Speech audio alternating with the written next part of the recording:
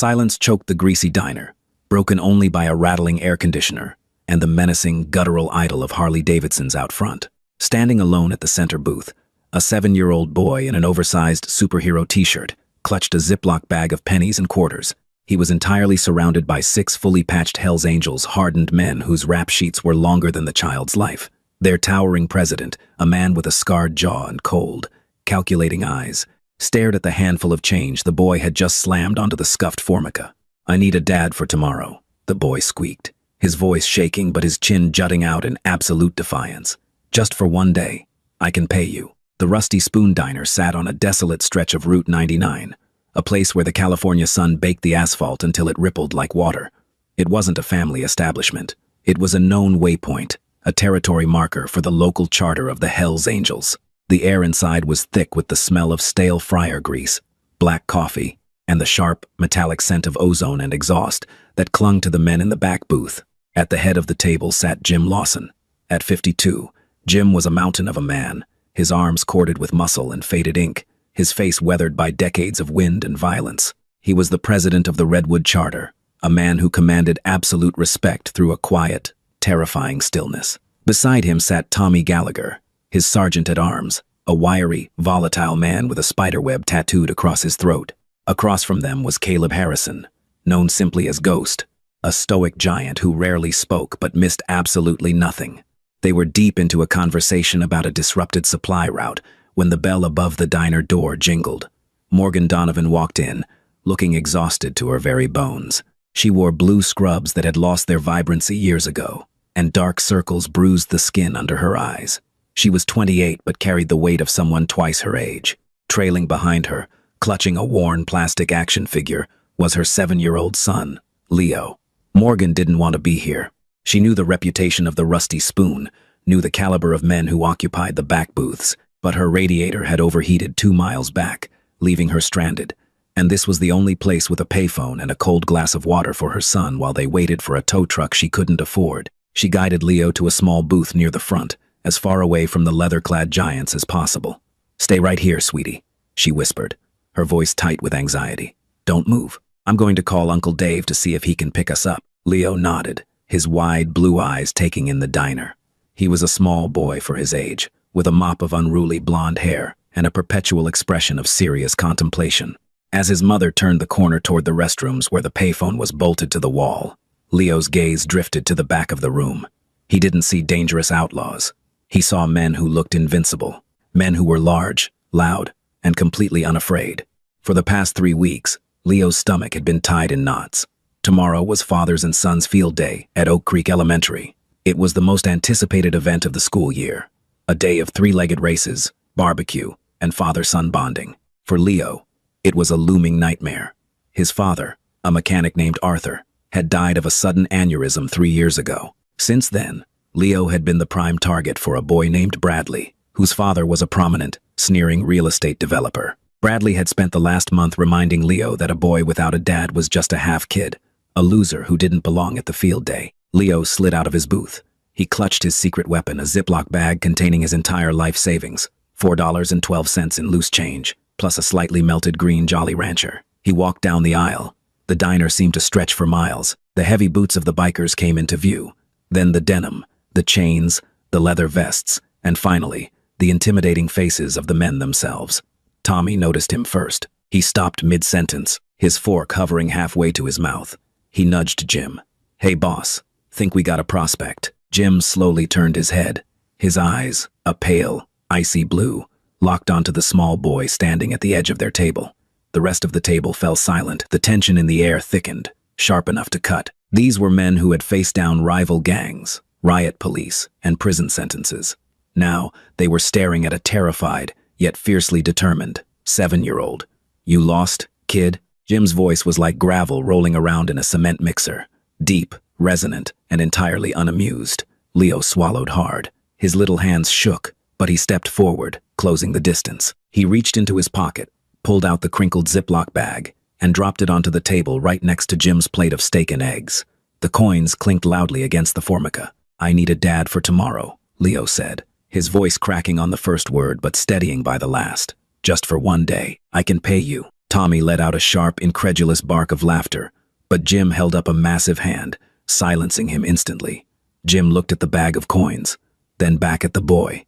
Is that right? Jim asked slowly, leaning forward. The leather of his cut creaked. You're looking to rent a father, and you figure a Hell's Angel is the man for the job? You're big, Leo stated simply, and nobody would mess with you. Or me. Leo. A shriek tore through the diner. Morgan came sprinting down the aisle, her face drained of all color. She practically dove between Leo and the table, grabbing her son by the shoulders and pulling him flush against her legs. She was shaking like a leaf in a hurricane. I am so sorry, Morgan stammered, her eyes darting between the 6 imposing men, terrified of what she might have interrupted. He doesn't know better. We're leaving right now. I'm sorry. Jim didn't move. He kept his eyes fixed on the little boy peering out from behind his mother's scrubs. He offered me a job, ma'am. He's just a child, Morgan pleaded, grabbing the bag of coins from the table with trembling fingers. He's confused. Please, just excuse us. She picked Leo up, despite him being slightly too big to carry, and half ran out the front door of the diner. The bell jingled wildly in her wake. Inside the diner, the silence returned. Tommy shook his head, picking up his coffee mug. Kids are crazy. Man. Anyway, about the Oakland run. Shut up, Tommy, Jim said quietly. Jim stared at the empty space where the boy had stood. He looked down at the table. In her frantic rush, the mother had dropped something. Resting next to the salt shaker was a slightly melted green Jolly Rancher and a single, shiny quarter. The clubhouse of the Redwood Charter was located on the outskirts of town, hidden behind high corrugated metal fences and rows of chopped motorcycle frames. Inside, the main room was a haze of cigarette smoke, illuminated by the neon glow of a vintage jukebox and a billiards sign.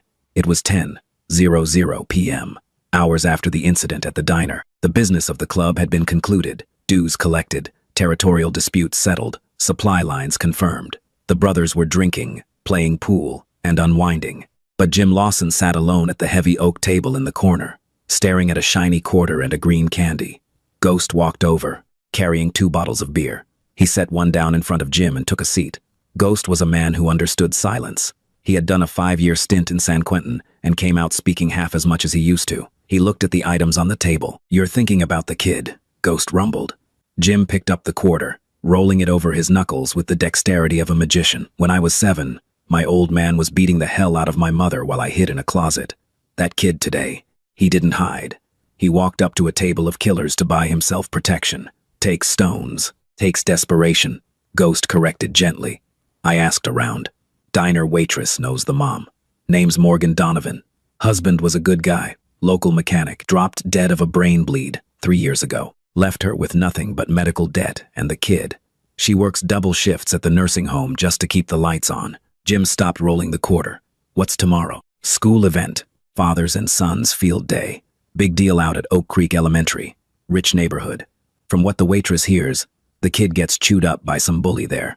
A kid whose dad is some hotshot lawyer. Tommy, who had been eavesdropping while chalking his pool cue, wandered over. Boss, you gotta be kidding me.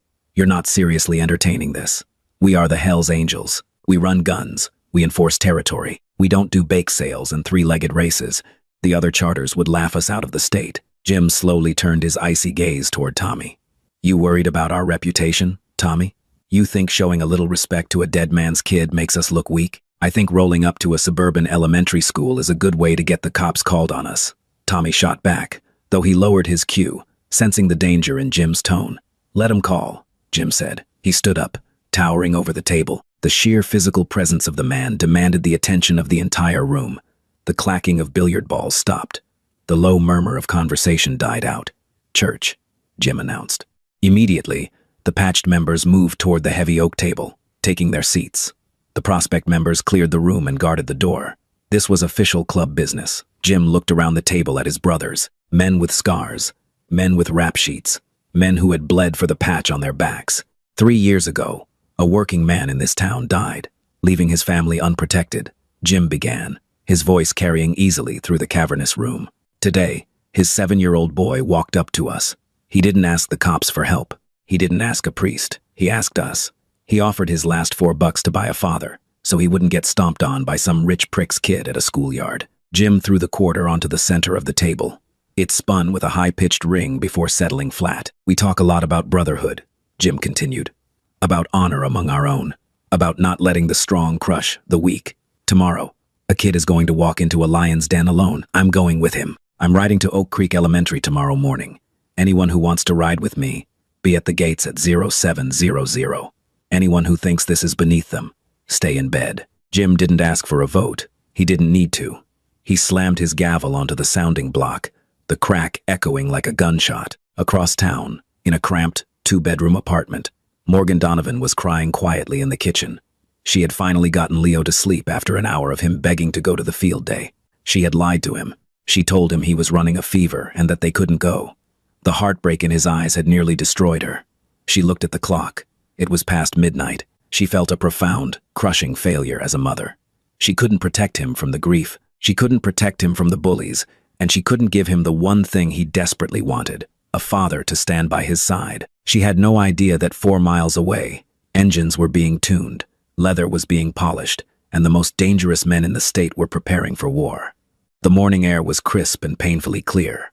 The affluent suburb surrounding Oak Creek Elementary was a picture of American perfection: manicured lawns, sprinkler systems ticking lazily, and shiny SUVs parked in wide driveways.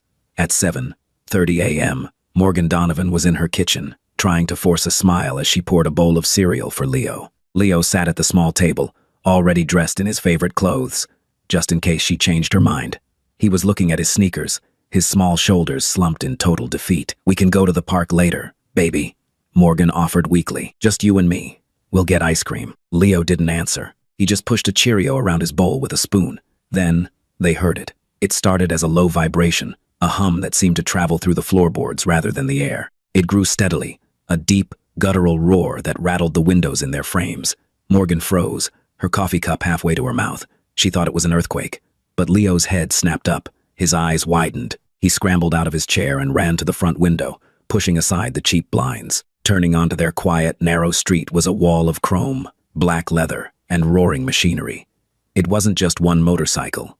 It was 12. 12 massive, customized Harley-Davidsons riding in a tight, disciplined, staggered formation. At the head of the pack was Jim Lawson, riding a custom black Road King, his club colors flying proudly in the morning breeze.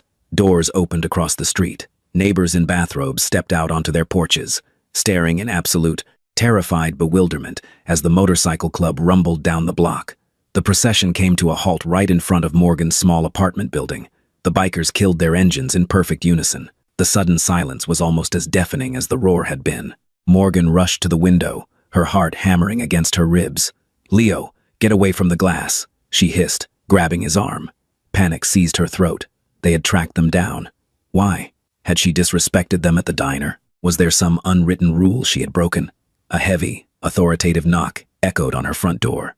Morgan swallowed hard. She looked at the deadbolt, realizing how flimsy it was. Trembling, she opened the door just a crack. Jim Lawson stood on her welcome mat. Up close, without the diner booth between them, he was impossibly large. Behind him stood Ghost, Tommy, and 9 other hardened bikers, their arms crossed, looking entirely out of place next to Mrs. Gable's petunias. "Ma'am," Jim said, giving a polite, sharp nod. He took off his sunglasses. His eyes were softer today, respectful. "We're here for the boy." Morgan was speechless. She opened her mouth, but no sound came out. Leo pushed past her legs, opening the door wider. He looked up at Jim, a massive smile breaking across his face. "You came." Jim crouched down, his knee joints popping loudly, until he was eye level with the 7-year-old. He reached into his leather vest. "I got your payment, little man. A deal is a deal. I'm your dad for the day. And these," he gestured over his shoulder to the imposing crew of outlaws, "are your uncles." Ghost stepped forward. In his massive, tattooed hands, he held a small, black leather vest. It was a perfect miniature replica of their own cuts, minus the official club patches. Across the back, stitched in bold white letters, it read, "Prospect. Put it on, kid," Ghost rumbled, handing it to Leo. Leo slipped his arms into the vest. It was a little big, but he wore it like medieval armor. He stood taller. Morgan finally found her voice. I can't let him go with you. I don't know you. We're exactly what he needs today, Mrs. Donovan," Jim said softly, standing back up. "We ain't gonna take him out of your sight. You're riding in the chase car. We borrowed a convertible from a friend. You follow us. But today, the boy rides with me." Morgan looked at her son, She saw the absolute radiant joy in his face, a look she hadn't seen since Arthur died. She looked at Jim, seeing past the scars and the terrifying reputation, finding a strange, ironclad honor in his eyes. She took a deep breath, wiping a rogue tear from her cheek. "If he gets one scratch on him," Morgan threatened, her voice shaking but fierce. Jim smiled, a terrifying but genuine expression. "Ma'am, the army couldn't scratch this kid today." 10 minutes later, the convoy pulled out. Leo was strapped securely in front of Jim on the massive Road King, his little hands holding onto the custom handlebars. Behind them, Morgan followed in a pristine classic Mustang, driven by a biker named Meat. The ride to Oak Creek Elementary took 15 minutes. When they turned onto the road leading to the school, traffic was backed up. Volvos, BMWs, and Range Rovers were waiting in line to enter the parking lot for the event. Jim didn't wait. He revved his engine, signaling the pack. The 12 bikers bypassed the line, roaring down the wrong side of the road, forcing the luxury cars to edge toward the curb. They entered the school parking lot like an invading army. The deep thunder of the V-twin engines echoed off the brick buildings, drowning out the cheerful pop music playing from the PA system. Hundreds of heads turned. Fathers in pastel polo shirts and khaki shorts stopped mid-stride. Mothers dropped their clipboards. The principal, a nervous man named Mr. Harrison, froze by the balloon archway. The Hells Angels pulled into the absolute best parking spots, right near the entrance, kicking down their kickstands in a synchronized wave of steel. Jim killed the engine. He lifted Leo off the bike, setting him down on the asphalt. The boy, wearing his leather prospect vest, stood proudly next to the giant biker. The rest of the club dismounted, forming a protective, intimidating half-circle behind them. From across the lawn, a wealthy-looking man in a crisp golf shirt, Richard, the father of the bully Bradley, was staring with his mouth slightly open. Beside him, Bradley looked terrified. Jim placed a heavy, reassuring hand on Leo's shoulder. He looked across the sea of shocked, judgmental suburbanites, his gaze locking directly onto Richard and his son. "All right, son," Jim said loudly, his voice carrying over the stunned silence of the schoolyard.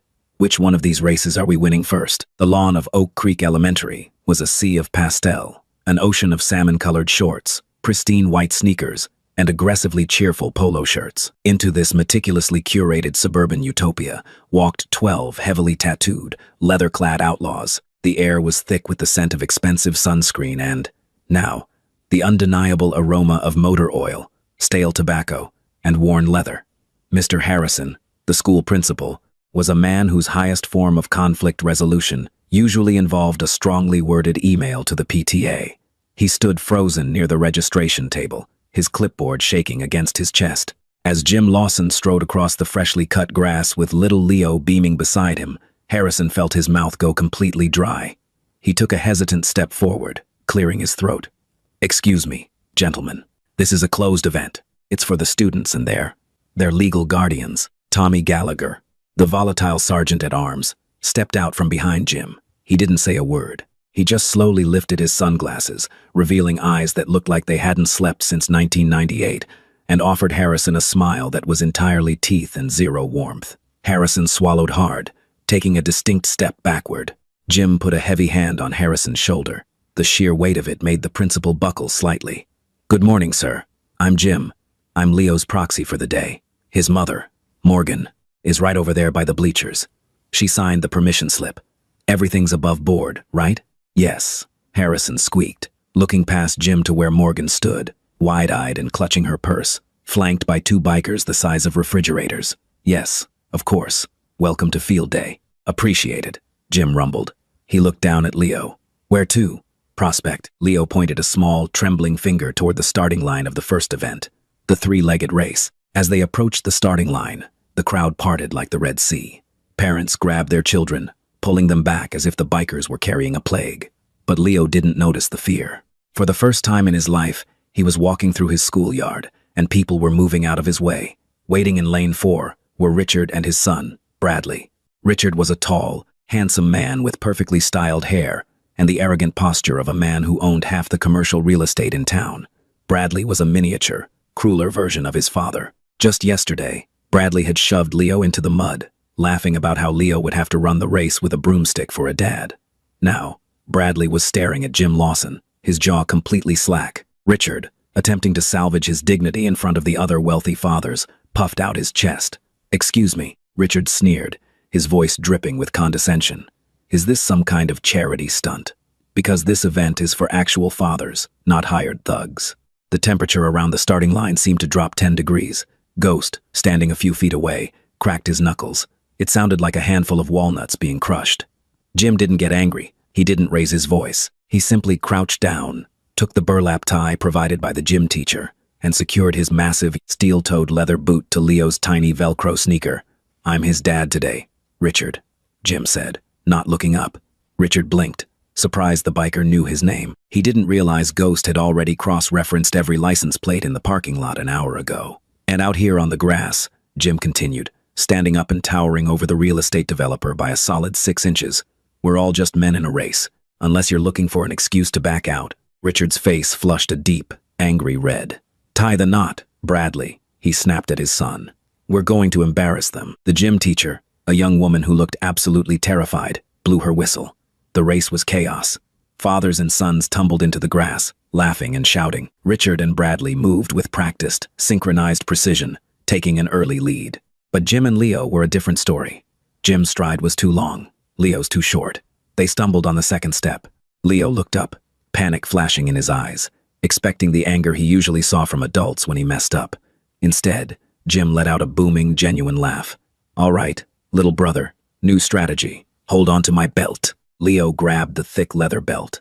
Jim practically picked the boy up by his side, treating Leo's tied leg as a mere extension of his own. Jim began to move with startling, terrifying speed, taking massive, thundering strides. Leo's feet barely touched the ground. He was practically flying, laughing hysterically as they surged past the other struggling teams.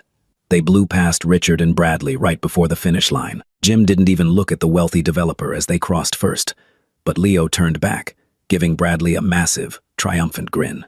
Morgan, watching from the sidelines, felt a tear slip down her cheek. She pressed her hand to her mouth. She hadn't heard Leo laugh like that, a full, uninhibited roar of joy since his father was alive. By noon, the atmosphere had shifted. The initial terror of the suburbanites had melted into a bizarre, cautious fascination. The Hells Angels weren't starting fights. They were winning every single event with ruthless, cheerful efficiency. Ghost had dominated the egg and spoon race through sheer, statuesque stillness. Tommy had ruthlessly pelted the opposing team in dodgeball, though he was careful to only aim for the arrogant fathers, leaving the kids entirely unharmed. And Meat, a biker who weighed over 300 pounds, had bought every single cupcake at the bake sale, distributing them to the kids who looked like they were getting left out. But Richard was boiling. His perfect day, his moment to shine as the alpha male of Oak Creek Elementary, had been hijacked by a group of grease-stained criminals. He was losing face, and for a man like Richard, perception was everything. The final event of the day was the fathers versus fathers tug-of-war. It was a point of immense pride. The winning team got a cheap plastic trophy, but more importantly, a year's worth of bragging rights at the country club. Richard stood at the anchor position of the thick manila rope. He had assembled his dream team: 2 personal trainers, a former college linebacker, and 3 other fiercely competitive executives.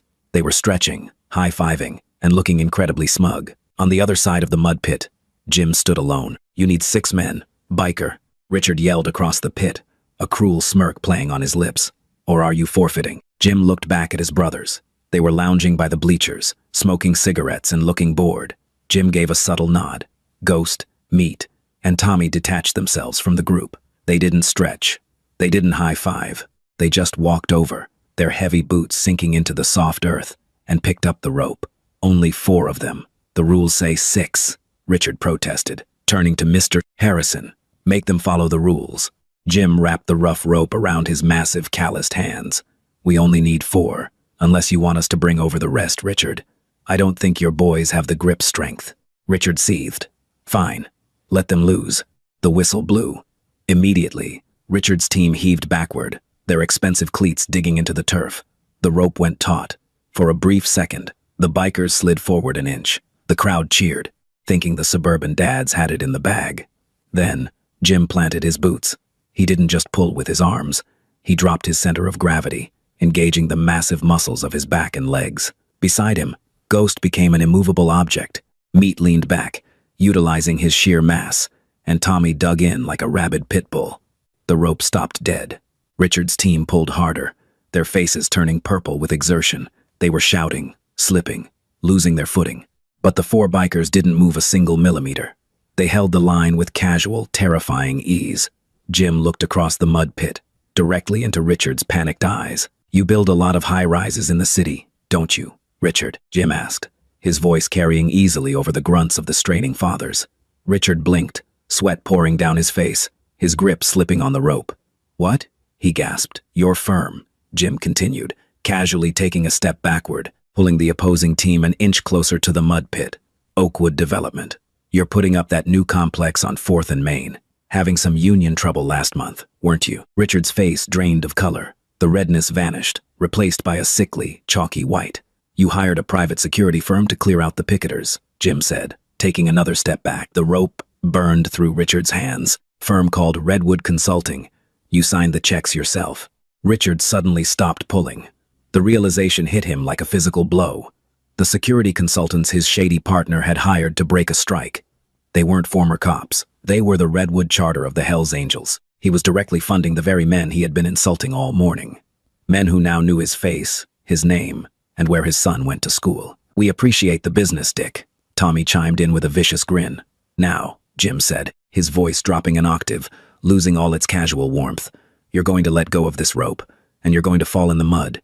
And then, your boy is going to apologize to my boy." Richard looked at the men opposite him. He saw the cold, dead-eyed stare of Ghost. He saw the violent promise in Tommy's grin, and he saw Jim Lawson, a man who held Richard's reputation, and possibly his safety, in the palm of his calloused hand. Richard opened his hands. The sudden release of tension sent the entire executive team flying forward. With a synchronized shriek of horror, Richard and his 5 hand-picked athletes plunged face-first into the deep, wet mud pit.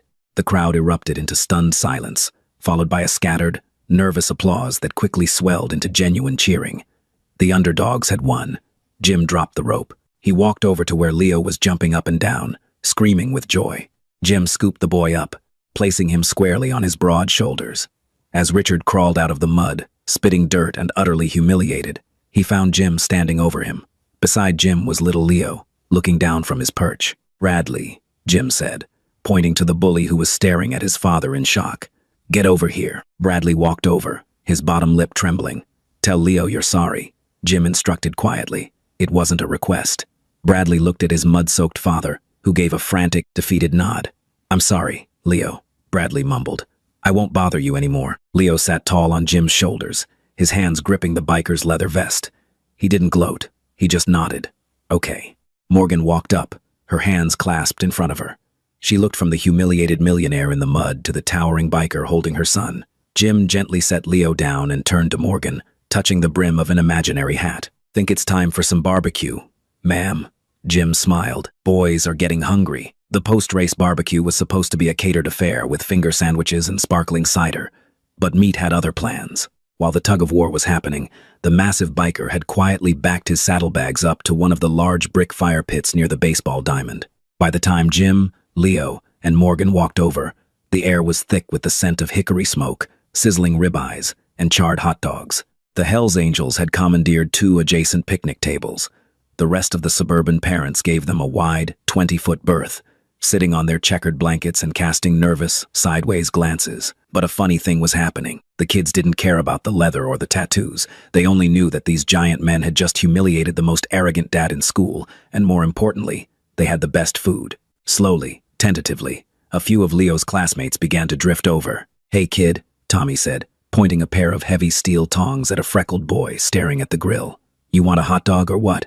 I ain't cooking for my health." The boy nodded enthusiastically. Soon, 6 children were crowded around the bikers' tables. Ghost, the terrifying, silent giant, was meticulously showing a little girl how to construct the perfect s'more, his massive, scarred fingers handling the fragile graham crackers with surprising gentleness. Morgan sat on the wooden bench next to Jim. She watched Leo, who was currently sitting on Meat's motorcycle, pretending to steer while making engine noises. The boy's face was smeared with barbecue sauce, and his smile was so bright it physically ached Morgan's heart to look at it. "I don't know how to thank you," Morgan said quietly, looking down at her hands. "I thought today was going to be the worst day of his life. You gave him everything." Jim took a slow sip from a can of soda. He didn't look at her, keeping his eyes fixed on Leo. "He's a good kid, Morgan. Reminds me of me, a long time ago." before the world got its hooks in. He told me he paid you, Morgan said, a small, genuine laugh escaping her lips. $4.12. Jim reached into his leather vest. He pulled out the slightly melted green Jolly Rancher and the shiny quarter, placing them gently on the wooden picnic table. The quarter is a retainer. The candy was a bonus. As far as the Redwood Charter is concerned, Leo is a client in good standing. Morgan looked at the giant man sitting beside her. Up close, the scars on his face told a story of a violent, unforgiving life. The patch on his back represented a brotherhood feared by law enforcement and citizens alike. Yet, here he was, drinking a soda and watching over a fatherless 7-year-old with the fierce, unyielding protection of a lion. "Why did you really do it, Jim?" she asked softly. "You didn't have to." Jim was silent for a long time. The cheers of the children playing in the background seemed far away. When Arthur died, Jim began, his voice a low, gravelly rumble. "Did anyone step up? Did the neighbors help you pay the rent? Did the other dads from this fancy school come over to teach Leo how to ride a bike?" Morgan swallowed the lump in her throat. She shook her head. "No. Everyone sent flowers. And then they disappeared. People don't like being around grief. It makes them uncomfortable. That's the civilian world for you," Jim said, a hint of bitterness edging his tone. "They talk about community until it costs them something.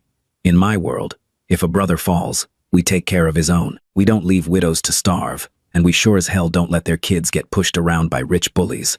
Leo ain't our blood, but yesterday, he had the guts to walk into our house and ask for backup. That makes him ours for the day." He turned to look at her, his pale blue eyes piercing straight through her exhaustion. "You're doing a good job, Mama. Don't let these pastel-wearing cowards make you feel any different." Tears welled up in Morgan's eyes, but she didn't wipe them away. For the first time in 3 years, she didn't feel entirely alone. Richard washed the mud off his face in the pristine, marble-tiled restroom of the Oak Creek Country Club. He scrubbed at his skin until it was raw and red, but he still felt the grime. He still felt the humiliation.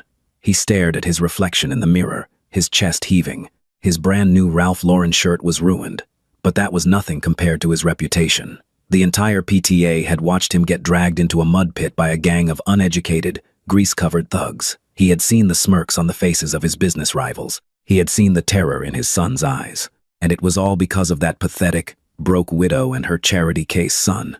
Richard pulled his cell phone from his pocket. His hands were shaking with rage. He dialed a number he usually reserved for very specific, very ugly business problems. "It's Richard," he barked when the line connected. "I need you to look up a tenant for me. Morgan Donovan. She rents one of the units in the lower-income complex we acquired last year on Elm Street." "Yes, that one." He paced the length of the restroom, his expensive leather shoes squeaking on the marble. "I want her out," Richard spat. "I don't care about the lease. Find a loophole. Serve her with a 2-4-hour notice to vacate. Cite the morality clause. Tell her bringing known felons to the property violates the terms. Just get it done." He hung up the phone, taking a deep, ragged breath. He wasn't finished. Evicting her was just the first step. He wanted to break the men who had humiliated him. He tapped his phone against his chin, his mind working furiously. Jim Lawson. The Hells Angels. Richard was a powerful man, but he wasn't stupid enough to fight an outlaw motorcycle gang in the streets. He didn't have to. He had friends in high places. He dialed another number, this one belonging to a deputy police chief who owed Richard several large, undeclared campaign contributions. "Mark," Richard said, his voice smoothing out into a greasy, practiced charm. "I had a very disturbing incident at my son's school today. A dozen fully patched Hells Angels basically held the event hostage. The principal was terrified to call it in. The leader was a man named Jim Lawson." Richard listened for a moment, a cold smile slowly spreading across his face. "Yes, the Redwood Charter," Richard confirmed. "Look, I know you guys have been trying to build a RICO case against them for years. I might have something for you. They were flaunting their colors at a public elementary school, terrifying minors. And Mark, I heard one of them talking about a shipment coming in tonight at their clubhouse. Might be a good time for a raid, don't you think?" It was a complete lie, but Richard knew the police wouldn't care. A tip from a prominent citizen was all the probable cause a motivated task force needed to kick down a door. By 4:00 p.m., the field day had wound down. The Hells Angels escorted Morgan and Leo back to their apartment in the same roaring, thunderous convoy.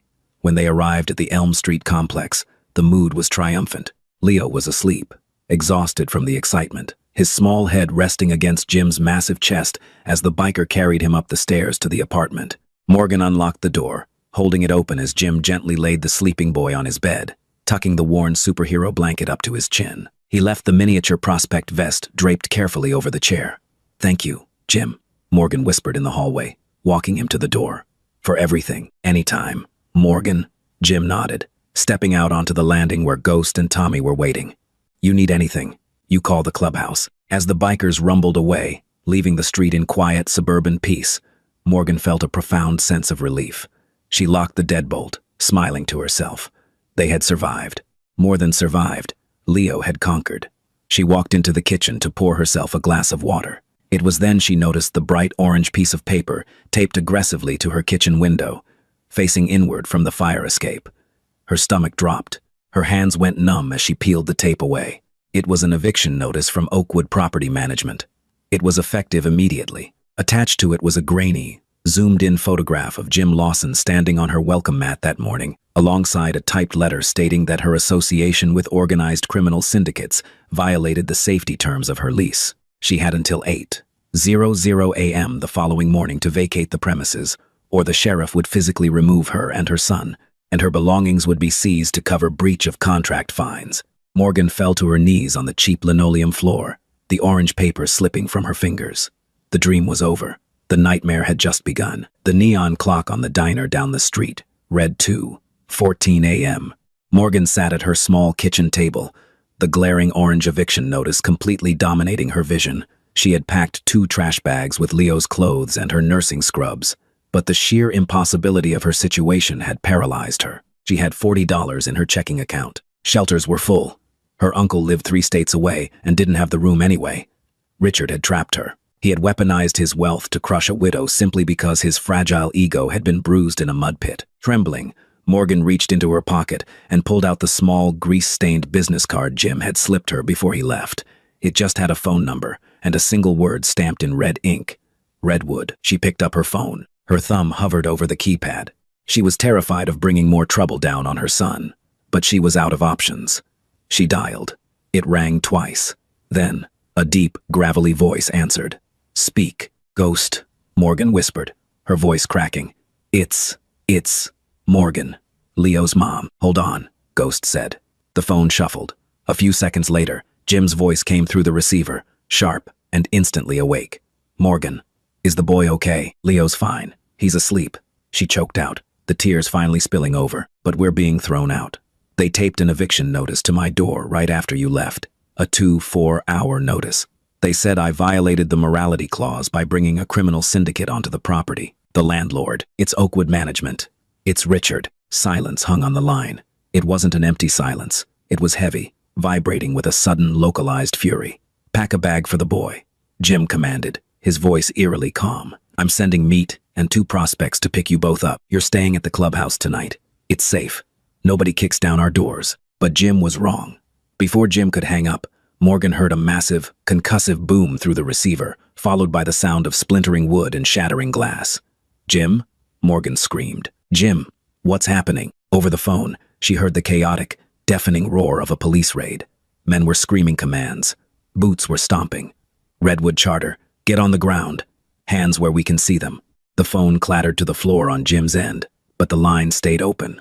Morgan listened in absolute horror as the San Joaquin County tactical team swarmed the Hells Angels clubhouse. Deputy Chief Mark strode into the main room, his hand resting smugly on his holstered weapon. The tactical team had their rifles trained on the bikers. Jim, Ghost, Tommy, and the rest of the club were forced onto their knees, their hands zip-tied behind their backs. Well, Mark sneered, looking down at Jim. "Look at the big bad president. We got a reliable tip that a major shipment of illegal firearms moved through this building tonight. Where is it?" "Lawson." Jim knelt on the beer-soaked floorboards, his icy blue eyes fixed on the deputy chief. He didn't flinch. He didn't look angry. He looked entirely, lethally calculated. "You're wasting your time, Mark," Jim said calmly. "And the taxpayers' money. There are no guns here. We've been drinking beers and playing pool. You kicked in my door based on a phantom tip. Tear the place apart." Mark barked at his men. For 2 hours, the police ransacked the clubhouse. They slashed the leather upholstery of the pool tables, smashed the jukebox, and emptied every filing cabinet. They pulled up floorboards and brought in K9 units. They found absolutely nothing. The Redwood Charter wasn't stupid. Jim ran a tight ship, and illegal merchandise was never, ever brought to the clubhouse. It was a sanctuary. Sweating and frustrated, Mark finally signaled his men to stand down. They had destroyed the building, but they had zero evidence for an arrest. As a tactical officer roughly cut the zip ties off Jim's wrists, Mark leaned in close. "I don't know where you hid it, Lawson, but you crossed the wrong people today. You embarrassed a very important man in this town. This is just a warning. Keep your trash out of Oak Creek." Mark turned and marched out, his team filing out behind him. Jim stood up, rubbing his raw wrists. Ghost was already riding a flipped table. Tommy was practically vibrating with rage, a vein pulsing furiously in his forehead. "Boss," Tommy snarled, "give me the word. I'll burn that rich prick's house down to the foundation." Jim picked up his fallen cell phone. The line was dead. He looked around the wrecked clubhouse, the shattered glass, the ruined pool table. Then, he looked at his brothers. "No," Jim said, his voice dropping to a dangerous, terrifying whisper. "We don't burn his house down. That makes us the criminals he thinks we are. We're going to play his game, and we are going to ruin him." Jim turned to Ghost. "Caleb, you spent 5 years doing accounting for the cartel before you patched in. Get on the computer. I want every public record, every tax filing, and every shell corporation tied to Oakwood Property Management and Richard Sterling. Dig until your fingers bleed." Ghost didn't say a word. He just cracked his knuckles and walked toward the back office. "Tommy," Jim continued, throwing his sergeant-at-arms a set of keys, "take the van. Go get Morgan and Leo. Bring them here. If any sheriff's deputies show up at her apartment to evict her, you politely explain that the property is currently under a legal dispute. If they don't listen, stand your ground." By 5:00 a.m., the clubhouse was humming with a dark, focused energy. Morgan and Leo arrived safely. Leo was tucked into a sleeping bag on a leather sofa in a back room, completely oblivious to the chaos, dreaming of three-legged races. Morgan sat in the main room, wrapped in a blanket, watching men who were supposed to be outlaws act with the precision of a military strike team. At 6:15 a.m., Ghost emerged from the back office. He held a thick manila folder. He handed it to Jim. "Got him," Ghost rumbled. "It's worse than we thought. He's not just breaking union rules. He's been using Oakwood management to launder kickbacks from city contractors.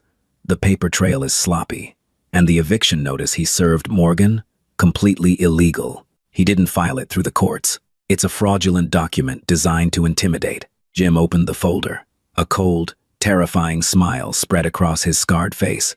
It was the smile of a wolf that had just found the sheep's throat. "Saddle up, boys," Jim announced, grabbing his leather vest. "It's time to have a chat with the landlord." The Sterling estate was located in the most exclusive gated community in the county.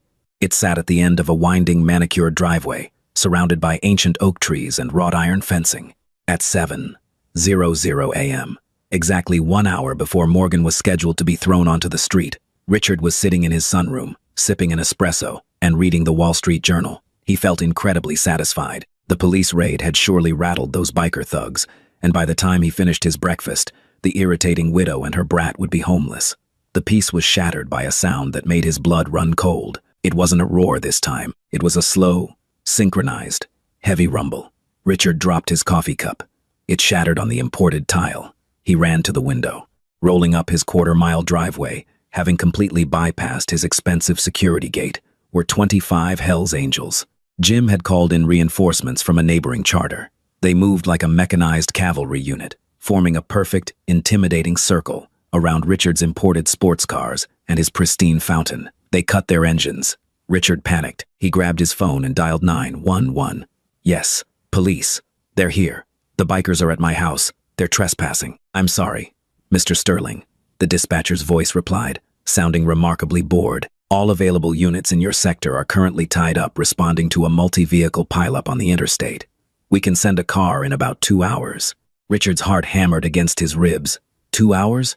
He didn't know that Tommy had parked a rented box truck sideways across the only access bridge to the gated community, completely blocking traffic, and was currently taking his sweet time waiting for a tow truck. A heavy fist pounded on Richard's custom oak front door. The wood groaned under the impact. Richard crept to the door, peering through the peephole.